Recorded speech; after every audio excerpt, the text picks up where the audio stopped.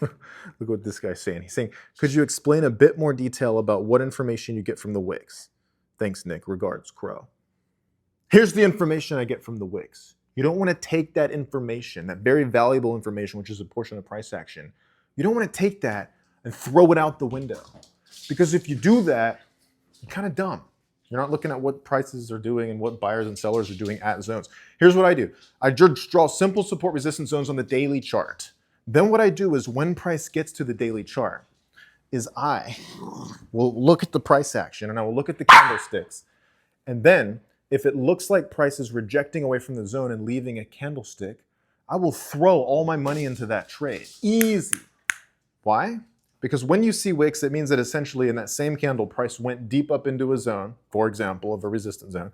Price went deep up in there, and then it had so much bearish sensitivity and seller sensitivity. There were so many sell orders there and pending orders and people closing trades and entering shorts and things like that, that it literally causes price to come down really quickly.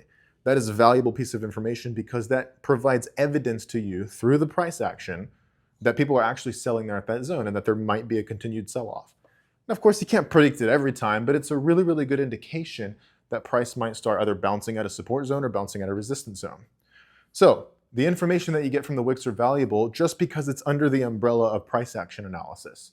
You can take any trading approach and make it work, provided it's simple enough and repeatable, duplicatable, sustainable enough. And then you take that and you combine that trading approach with price action discernment. And you only get this through experience. So I'll use the daily chart, price gets to a major resistance zone, then I'll go to the 4 hour. I'll look and I'll wait and I'll see if one or two of the candles in the 4 hour chart kind of close with a little wick. And if it does that, there's like a bear candle or like a wick closure, just something that shows me that price is jerking away from that zone, I will enter a trade at that zone. I'll enter a sell with a stop loss just above and a target of at least a 1-to-1 risk reward ratio.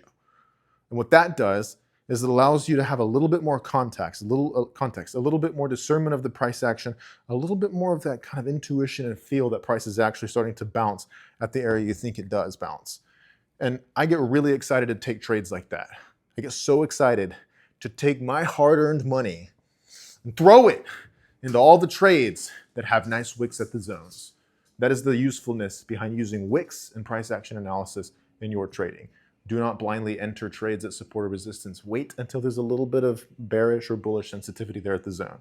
And if you do that, you too, my friend, you too will be able to keep your eyes on the ball and have trades that work out a little bit more than they don't.